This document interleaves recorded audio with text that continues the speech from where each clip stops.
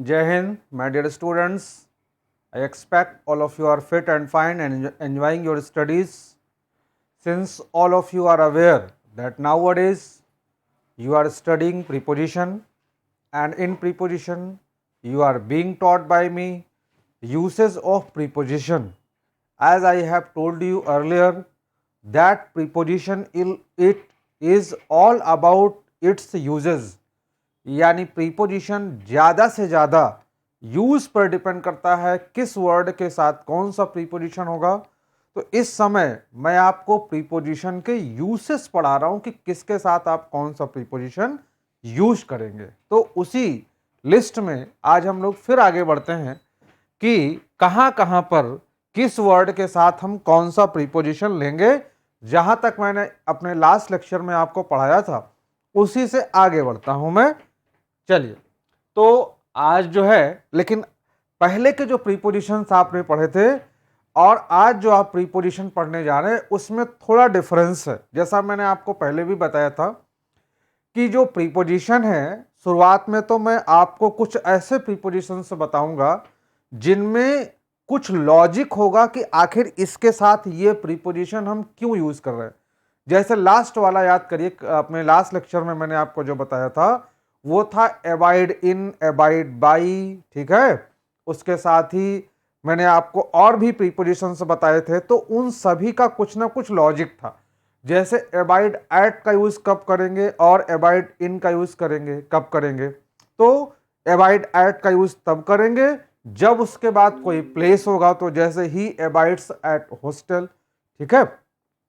Abide इन का use तब करेंगे जब उसके बाद हाउस आएगा, तो जैसे nowadays he abides in his uncles house, यानी यहां पर हमने अबाइड इन का यूज किया। तो अबाइड इन का यूज कब करेंगे और अबाइड एट का यूज कब करेंगे, इसका कुछ ना कुछ लॉजिक था।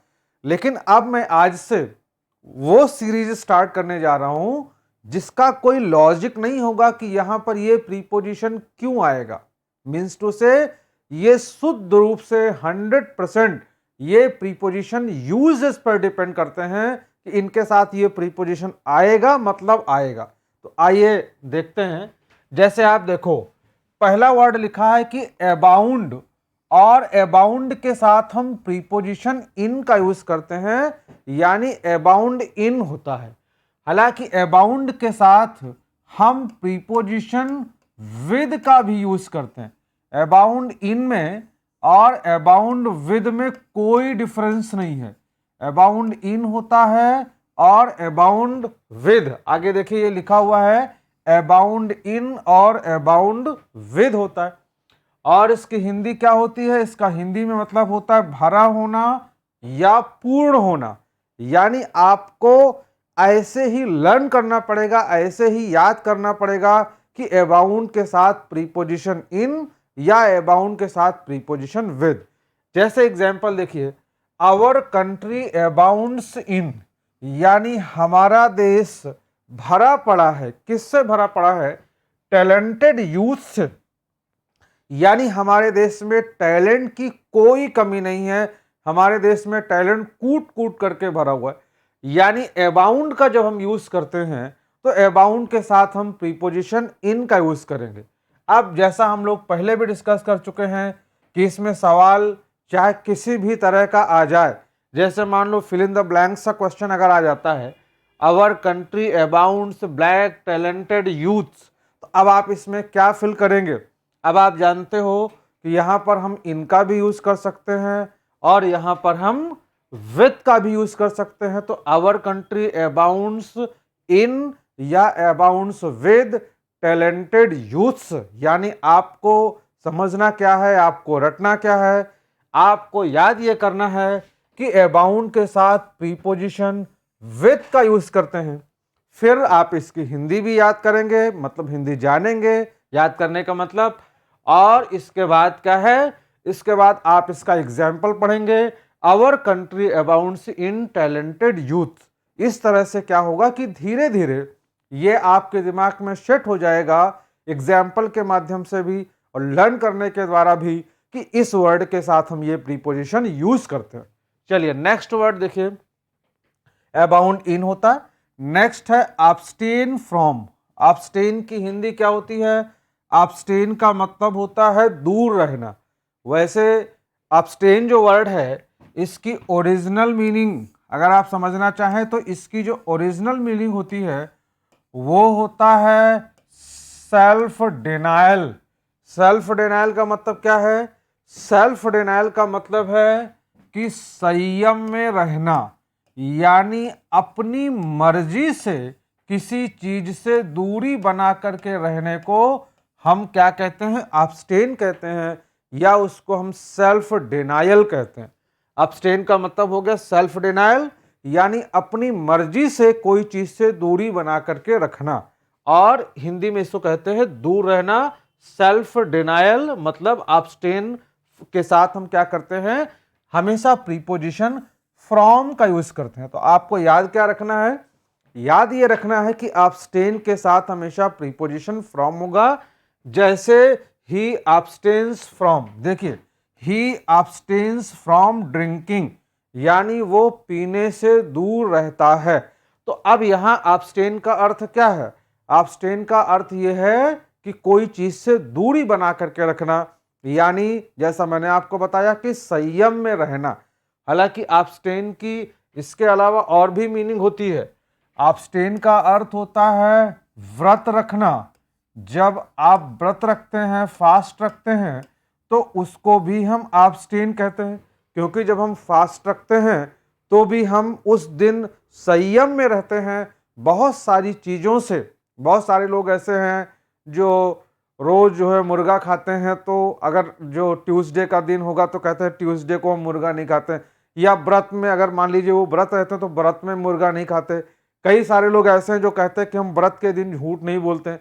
यानी जब हम व्रत रखते हैं तो हम संयम में रहते हैं, ये कहने का सेंस है। तो अब्सटेन का अर्थ क्या होता है? व्रत रखना, या अब्सटेन का मतलब है सेल्फ डिनायल। और आप याद रखोगे कि अब्सटेन के साथ हम प्रीपोजिशन कौन सा लेते हैं? अब्सटेन के साथ हम प्रीपोजिशन फ्रॉम लेते हैं। ही अब्सटेन्स फ्रॉम ड्रिंकिंग, या आपकी मर्जी आप और भी वर्ड ले सकते हैं, ही अब्सटेन्स फ्रॉम स्मोकिंग। इस तरह से अब्सटेन के साथ प्रीपोजिशन फ्रॉम होगा, और उसके बाद हम आईएनजी फॉर्म का भी याद करेंगे। याद करिए, मैंने इसके पहले आपको बताया था कि जब हम प्रीपोजिशन के बाद ऑब्जेक्ट का यूज करते हैं तो वो किस केस में होता है, तब वो उसको हम कहां पर रखते हैं? उसके बाद हम जिरंड का यूज करते हैं। जैसे उसका एग्जाम्पल मैंने आपको बताया था, कॉन्फिडेंट ऑफ, जैसे I am confident of winning the match. तो इस तरह से कॉन्फिडेंट ऑफ लिखा और उसके बाद विनिंग यानी जिरंड का यूज किया। तो जब आपने अब्सटेन के बाद प्रीपोजिशन फ्रॉम का यूज किया तो अब्सटेन फ्रॉम के बाद भी हम जिरंड का यूज करते हैं। एग्जामिनेशन में ये क्वेश्चन भी आता है, जैसे मान लीजिए ये आ गया कि ही अब्सटेन्स फ्रॉम ड्रिंक। सपोज दैट किसी ने बोला कि ही अब्सटेन्स फ्रॉम ड्रिंक, तो याद रखोगे ड्रिंक नहीं होगा, ड्रिंकिंग होगा, क्योंकि अब्सटेन फ्रॉम के बाद हम यूज किसका करते हैं? जिरंड फॉर्म का यूज करते हैं। यानी इसमें दो बातें हो गई, अब्सटेन फ्रॉम होगा और आईएनजी होगा। ठीक है, तो अब्सटेन के साथ फ्रॉम आएगा। अगला वर्ड देखिए, अगला जो हमारा वर्ड है वो है अकस्टम्ड टू। हालांकि अकस्टम्ड टू होता है, हैबिचुअल टू होता है, और एडिक्टेड टू होता है। यानी अकस्टम्ड के साथ भी हमेशा टू होगा, एडिक्टेड के साथ भी हमेशा टू होगा, और हैबिचुअल के साथ भी हमेशा टू होगा। और अकस्टम टू में और हैबिचुअल टू में कोई डिफरेंस नहीं है। दोनों का अर्थ होता है आदती होना या अभ्यस्त होना। जैसे आप कोई चीज के आदती हो जाते हैं, जैसे आपके सामने लिखा है कि मान लीजिए हमने बोला कि he is habitual to getting up early in the morning. He is habitual to getting up early in the morning, या he is accustomed to taking tea in the morning, है ना। तो आप अकस्टम्ड टू के बाद और habitual to के बाद हमेशा किसका यूज करेंगे? प्रीपोजिशन टू का यूज करेंगे। मतलब हैबिचुअल टू हो गया, अकस्टम्ड टू हो गया। ऐसे ही एडिक्टेड टू भी होता है, लेकिन एडिक्टेड टू जो होता है ये हमारी बैड हैबिट को शो करता है। जैसे he is addicted to smoking, he is addicted to drinking. तो जो एडिक्टेड टू होता है ये भी हमारी हैबिट को शो करता है, लेकिन इसका यूज हम बैड हैबिट को शो करने के लिए करते हैं। फिलहाल मैं आपको ये बता रहा हूं कि अकस्टम्ड के साथ हम प्रीपोजिशन टू का यूज करते हैं, और अकस्टम्ड टू का अर्थ क्या होता है, इसका मतलब है अभ्यस्त होना या आदती होना। तो आवर सोल्जर्स आर, ध्यान दीजिए, एग्जाम्पल समझिए, our soldiers are accustomed to facing adverse conditions, यानी हमारे जो सोल्जर्स हैं वो विपरीत परिस्थितियों का सामना करने के अभ्यस्त हैं, आदती हैं। तो यहां पर हमने क्या लिखा, अकस्टम्ड टू, और अकस्टम्ड टू के बाद जिरंड फॉर्म का यूज किया, यानी अकस्टम्ड के साथ प्रीपोजिशन टू होगा। अब अगर मैं इसमें आपको क्वेश्चन दिखाना चाहूं, सपोज दैट कि कहीं पर एग्जामिनेशन में ये क्वेश्चन बन गया, जैसे यहां लिख दिया he is, our soldiers are accustomed of facing adverse conditions. तो जनरली देखने पर अगर आपको प्रीपोजिशन मालूम ना हो तो आप नहीं बता सकते हैं कि इसमें कहां पर एरर है, जबकि अगर आपको ये याद है, आपको ये पता है कि अकस्टम्ड के साथ हम प्रीपोजिशन टू का यूज करते हैं, तो आप तुरंत ये बताएंगे कि अकस्टम्ड टू नहीं, अकस्टम्ड ऑफ नहीं होगा, बल्कि हम अकस्टम्ड टू का यूज करेंगे। Our soldiers are accustomed to. आप चाहो तो अकस्टम्ड टू को हैबिचुअल टू से रिप्लेस भी कर सकते हैं, our soldiers are habitual to. तो ये दोनों प्रीपोजिशन एक साथ याद कर लीजिए कि हैबिचुअल टू और अकस्टम्ड टू ये दो होते हैं, मतलब हैबिचुअल के साथ टू और अकस्टम्ड के साथ टू, दोनों के साथ हम टू लेंगे, और दोनों की मीनिंग होती है अभ्यस्त होना या आदती होना, यानी इनकी मीनिंग में कोई डिफरेंस नहीं है। ये आपका अकस्टम्ड और हैबिचुअल हो गया। एडिक्टेड टू भी मैंने आपको बता दिया कि एडिक्टेड के साथ भी हम प्रीपोजिशन टू का यूज करते हैं, एडिक्टेड टू होता है, और एडिक्टेड टू जो होता है ये हमारी बैड हैबिट को शो करता है, जैसे he is addicted to smoking. तो ये सारे प्रीपोजिशंस आप याद रखेंगे। प्रीपोजिशन को पढ़ने का यही तरीका होता है कि हम ये याद करें, हम ये जानें कि इस वर्ड के साथ कौन सा प्रीपोजिशन आएगा, क्योंकि जो प्रीपोजिशंस होते हैं उनके वो अपने वर्ड्स के साथ हमेशा फिक्स रहते हैं। ठीक है, जैसा मैंने आपको बताया, अकस्टम्ड के साथ आप ऑफ नहीं लगा सकते, फ्रॉम नहीं लगा सकते, कोई और प्रीपोजिशन नहीं ले सकते, विद नहीं लगा सकते, केवल क्या करेंगे, अकस्टम्ड के साथ हमेशा प्रीपोजिशन टू का यूज करोगे।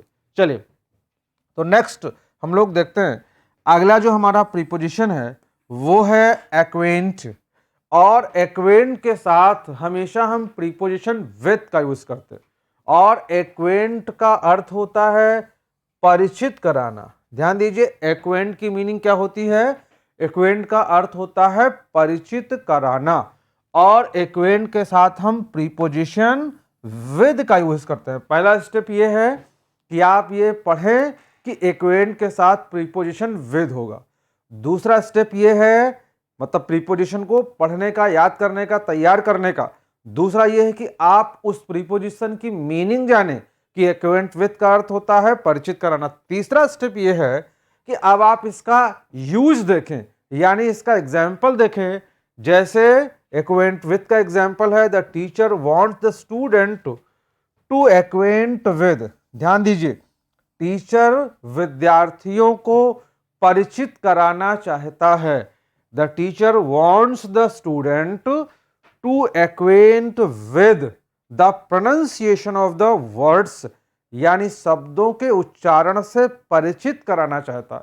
तो अब यहां पर ये एक्वेंट के बाद विद लिखा है, यानी एक्वेंट विद होता है, और एक्वेंट के साथ हमने विद लिखा और उसका यूज किया कि the teacher wants the student to acquaint with the pronunciation of the word, यानी एक्वेंट विद होता है, परिचित कराना इसकी मीनिंग होती है, और ये इसका एग्जाम्पल होता है। ऐसे ही आप प्रीपोजिशंस को याद करते हुए आगे बढ़ेंगे। चलिए, नेक्स्ट हम वर्ड में आते हैं। अगला है एवर्स टू। एवर्स के साथ हम प्रीपोजिशन टू का यूज करेंगे, और एवर्स टू का मतलब क्या होता है, एवर्स टू का मतलब होता है विपरीत होना। ध्यान दीजिए, एवर्स के साथ प्रीपोजिशन टू होगा और उसकी मीनिंग क्या होती है, इसका अर्थ होता है विपरीत होना। एग्जाम्पल देखिए, though the conditions were averse to freedom fighters, यद्यपि जो कंडीशंस थी वो फ्रीडम फाइटर्स के विपरीत थी, यट दे मूव्ड फॉरवर्ड, लेकिन फिर भी वो आगे बढ़े। आप जानते हैं जो फ्रीडम फाइटर्स थे जिन्होंने आज़ादी की लड़ाई लड़ी थी, उनको बहुत सारी समस्याओं का सामना करना पड़ा, हर तरह से परिस्थितियां उनके विपरीत थी, लेकिन इसके बावजूद भी वो अपने रास्ते पर आगे बढ़ते रहे। तो though the conditions were averse to, averse के साथ प्रीपोजिशन टू आया, और मीनिंग मैंने आपको बताई कि एवर्स टू का अर्थ होता है विपरीत होना। Though the conditions were averse to, ठीक है, फ्रीडम फाइटर्स, इस तरह से एवर्स के बाद प्रीपोजिशन टू होगा, और मीनिंग क्या होगी इसकी मीनिंग होगी विपरीत होना। चलिए नेक्स्ट प्रीपोजिशन लेते हैं। अगला प्रीपोजिशन है एफ्लिक्ट विद, यानी एफ्लिक्ट के साथ क्या होगा, प्रीपोजिशन विद आएगा। फिर से सुनिए, एफ्लिक्ट के साथ क्या करेंगे, प्रीपोजिशन विद का यूज करेंगे। और एफ्लिक्ट विद का अर्थ क्या होता है, इसका अर्थ होता है परेशान करना। एफ्लिक्ट विद की मीनिंग होती है परेशान करना। अब इसका एग्जाम्पल देखिए, he was afflicted with, he was afflicted with great pen, यानी उसको बहुत ज्यादा सताया गया, बहुत ज्यादा उसको परेशान किया गया। तो he was afflicted with great pen, यानी एफ्लिक्ट विद लिखा, मतलब एफ्लिक्ट के साथ प्रीपोजिशन विद हुआ, और एफ्लिक्ट विद की मीनिंग हो गई कि परेशान करना। He was afflicted with great pen, यानी उसको बहुत सताया गया, उसको बहुत परेशान किया गया, ये इसकी मीनिंग हो गई। नेक्स्ट वर्ड हम लोग लेते हैं, अगला है एल्यूड टू। एल्यूड का हिंदी अर्थ क्या होता है, इसकी हिंदी मीनिंग होती है संदर्भ देना।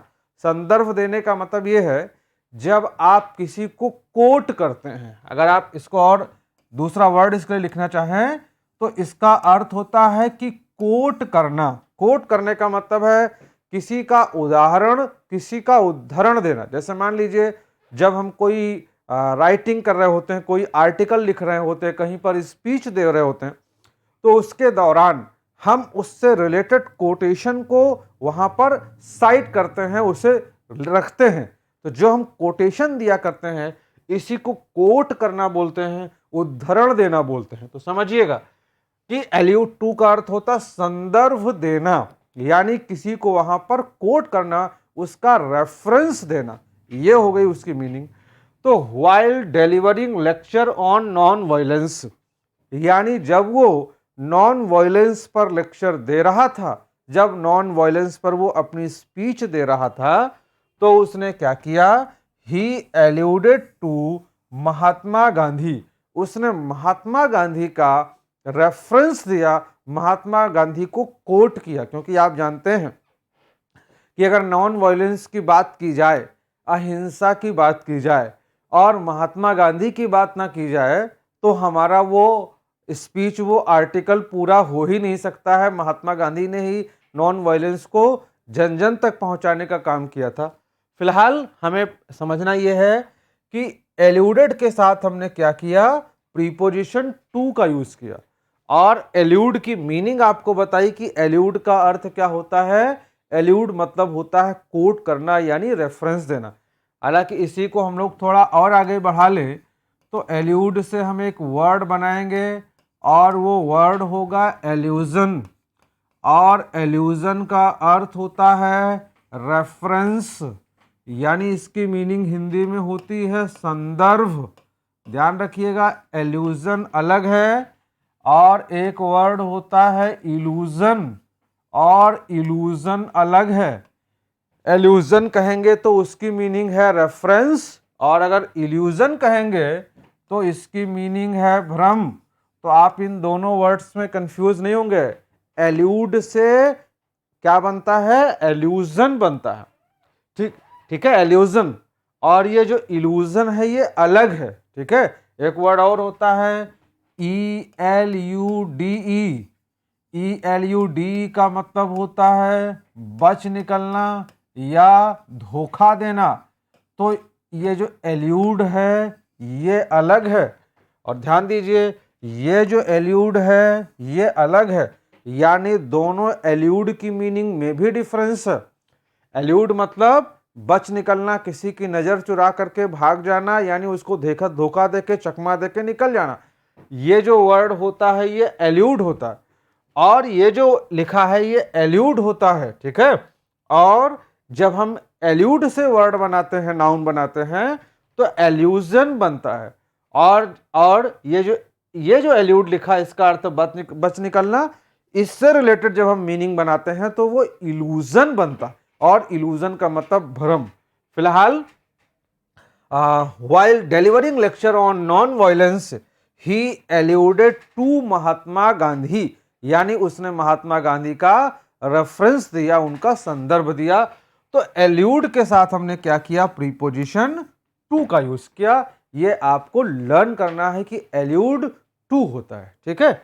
चलिए नेक्स्ट वर्ड है, बहुत ही फेमस प्रीपोजिशन है। हालांकि मैं यहां पर आपको जितने प्रीपोजिशंस पढ़ा रहा हूं वो सारे ही प्रीपोजिशंस एग्जामिनेशन में आने वाले हैं, यानी ये सारे प्रीपोजिशन आपके एग्जाम में आते हैं। लेकिन उनमें से भी कुछ प्रीपोजिशन ऐसे हैं जिनसे आप भी अवेयर होते हैं। तो देखिए, एक होता है अल्टरनेटिव टू, यानी अल्टरनेटिव के साथ हम क्या करेंगे, प्रीपोजिशन टू का यूज करेंगे। और अल्टरनेटिव का अर्थ क्या होता है, विकल्प होना। अल्टरनेटिव टू का मतलब होता है विकल्प होना। अल्टरनेटिव का मतलब ऑप्शन या विकल्प। तो अल्टरनेटिव टू का अर्थ होता है विकल्प होना। जैसे बड़ा ही फेमस सेंटेंस है, there is no alternative to, ध्यान दीजिए, there is no alternative to hard work, यानी हार्ड वर्क का, कठिन मेहनत का कोई भी विकल्प नहीं है। There is no alternative to hard work, यानी अल्टरनेटिव के साथ हमने प्रीपोजिशन टू का यूज किया, ठीक है। और उसके बाद हमने लिखा हार्ड वर्क, तो अल्टरनेटिव के साथ टू आएगा। और ये रहा इसका एग्जाम्पल। चलिए नेक्स्ट हम लोग प्रीपोजिशन देखते हैं। तो अगला प्रीपोजिशन ये है कि अप्राइज के साथ हम क्या करते हैं, हमेशा प्रीपोजिशन ऑफ का यूज करते हैं। ध्यान दीजिए, APPRISE अप्राइज ऑफ होता है, और अप्राइज ऑफ का अर्थ होता है सूचित करना या जानकारी देना। अप्राइज ऑफ का मतलब क्या है, सूचित करना या जानकारी देना। और इसके साथ हम प्रीपोजिशन क्या लेंगे, इसके साथ हम प्रीपोजिशन लेंगे ऑफ, अप्राइज ऑफ। अब इसका एग्जाम्पल देखिए, the correspondent apprised the public of the latest development, यानी जो करस्पॉन्डेंट था, जो पत्रकार था, उसने पब्लिक को लेटेस्ट डेवलपमेंट से, यानी जो नवीनतम समाचार था, जो नवीनतम घटना से, किसी घटना से रिलेटेड जो नवीनतम, जो लेटेस्ट जानकारी थी, उससे उसने उसको पब्लिक को अवगत कराया। तो यहां पर हमने क्या लिखा, लेटेस्ट डेवलपमेंट, और अप्राइज के साथ प्रीपोजिशन ऑफ का यूज किया। अब एक बात और समझिए, जैसे देखो यहां पर हमने तुरंत ही अप्राइज के बाद ऑफ का यूज नहीं कर लिया, क्योंकि ये सेंटेंस पर डिपेंड करता है। जब आप किसी भी प्रीपोजिशन को प्लेस करते हैं सेंटेंस में, तो ये उस पर डिपेंड करता है कि आप उसके जस्ट बाद प्रीपोजिशन लोगे या उसके आगे कहीं पर ले सकते हैं। ऐसे ही फ्रेजेस में भी होता है, ऐसे ही ईडियम्स में भी होता है।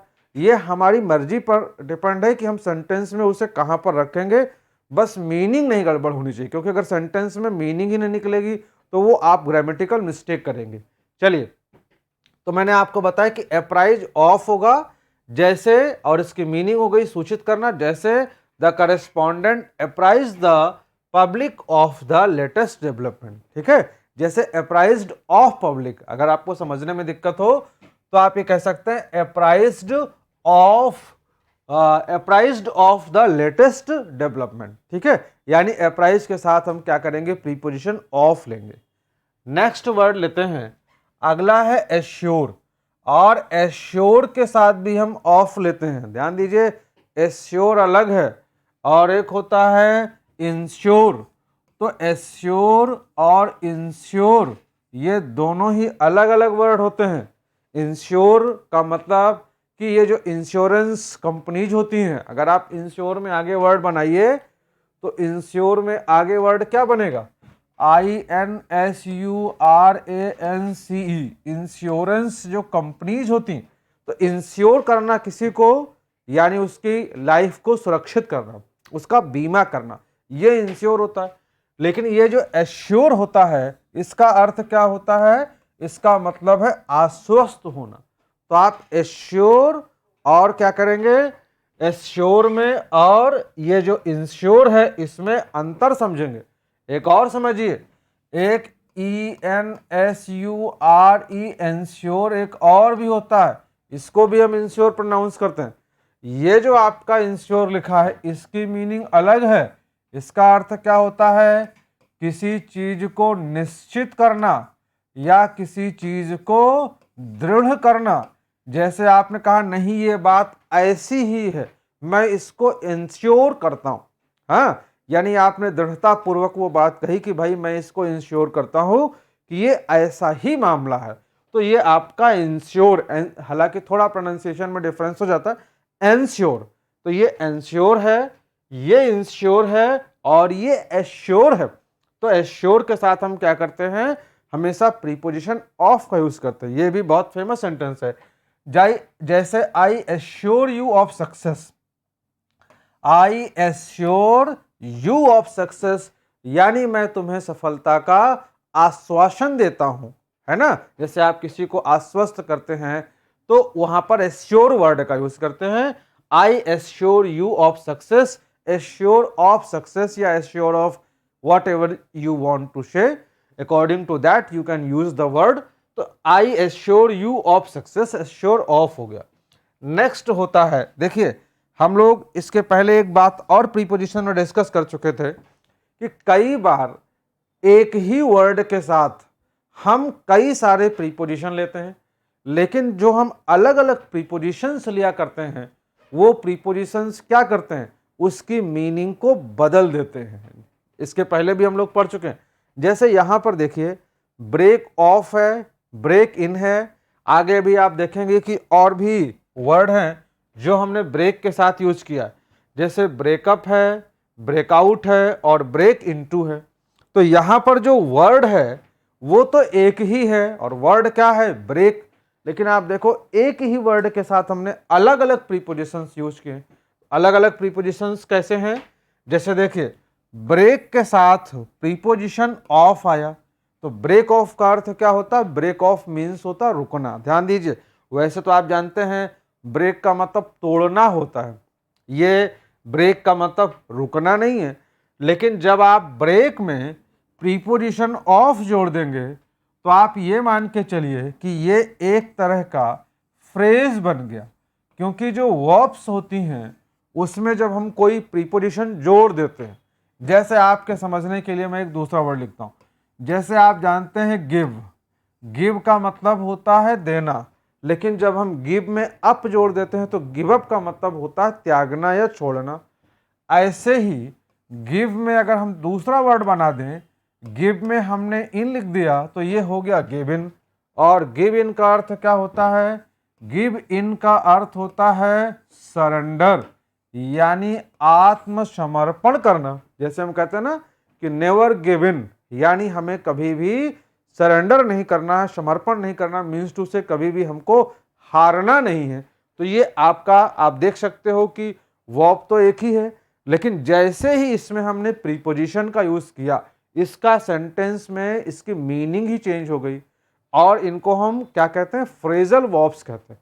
तो ये इस तरीके से एक ही प्रीपोजिशन, मतलब एक ही वर्ब्स के साथ अलग अलग प्रीपोजिशन जोड़ने पर उसकी मीनिंग बदल जाती है। अब आप एग्जांपल देखिए, जैसे ब्रेक के साथ हम प्रीपोजिशन ऑफ का यूज करेंगे और ब्रेक ऑफ का अर्थ क्या होता है? रुकना। जैसे माई कार ब्रोक ऑफ। अब इसमें चाहे जिस भी तरह का क्वेश्चन एग्जामिनेशन में आए, मैं आपको बता चुका हूं कि ज़्यादातर जो क्वेश्चंस होते हैं वो फिल इन द ब्लैंक्स के होते हैं, लेकिन फिल इन द ब्लैंक्स के अलावा भी सवाल बनाए जा सकते हैं, बनते ही हैं। जैसे मान लो हम यहाँ पर आउट कर दें और ये पार्ट ए बना लिया, ये हमने पार्ट बी बना लिया, सी बना लिया, और डी का मतलब है कि नो एरर। अब अगर मैं सेंटेंस लिखूं कि my car broke out while I was on the way to my office, तो अब आप मुझे बताओ आप कैसे ये डिसाइड करेंगे कि यहां पर क्या एरर है। अगर आपको ये ना आता हो कि भाई ब्रेकआउट की मीनिंग तो कुछ और होती है, ठीक है, यहां पर क्या होना है, यहां पर ब्रेक ऑफ होना है। ब्रेक ऑफ क्यों होगा, क्योंकि यहां पर जो रेफरेंस है वो ये है कि मेरी कार जो है वो खराब हो गई, तो यहां पर हम क्या करेंगे, माई कार ब्रोक ऑफ। ठीक है, मैंने बोला कि ब्रेक ऑफ का अर्थ होता है असफल होना, ब्रेक ऑफ का अर्थ होता है रुक जाना।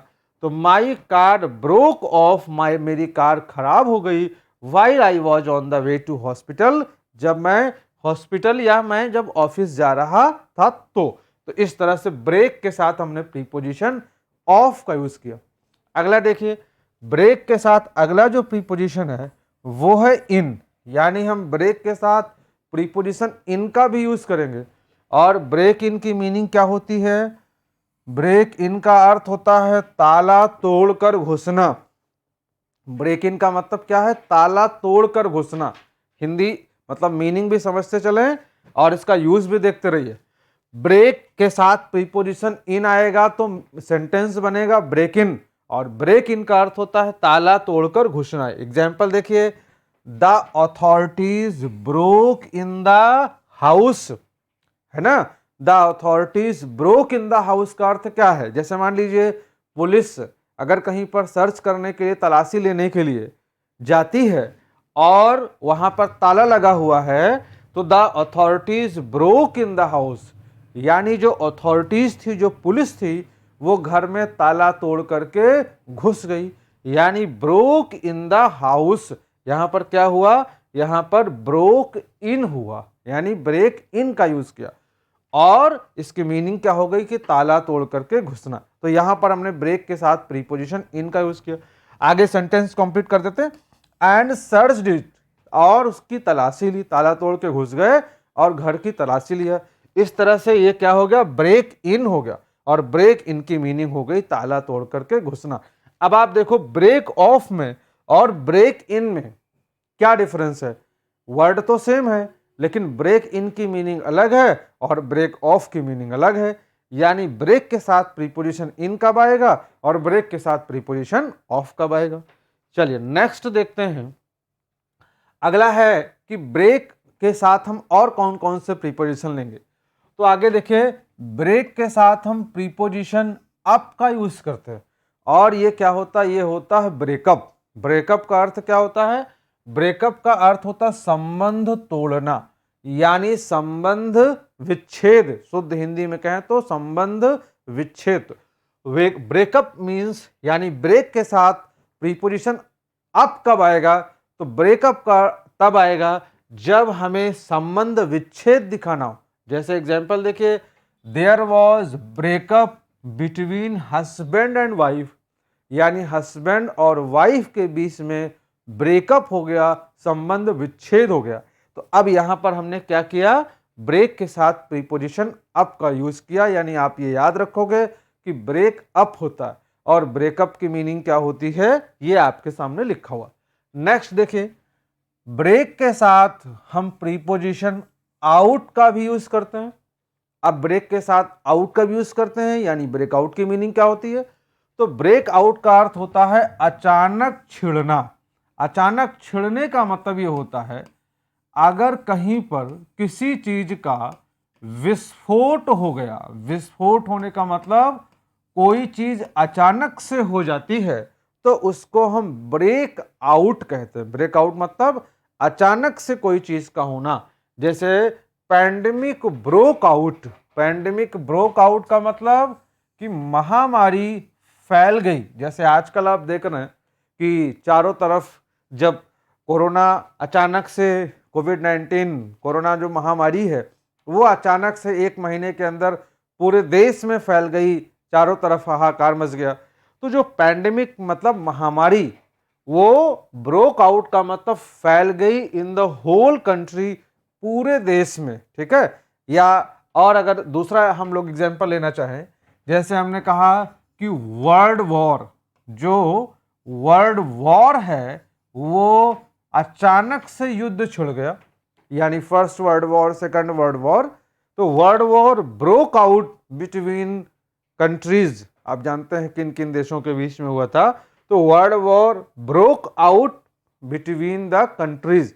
और ये मैं आपको बता चुका हूं कि अगर इंटरनेशनल लेवल का मामला होता है तो वहां पर अगर 2 से ज्यादा देशों के बीच का मामला होता है तो वहां पर हम बिटवीन का यूज करते हैं। ये नहीं कि आप सोचे कि अगर कई सारे देशों के बीच में युद्ध हुआ तो वहां अमंग आना चाहिए, अमंग नहीं आएगा।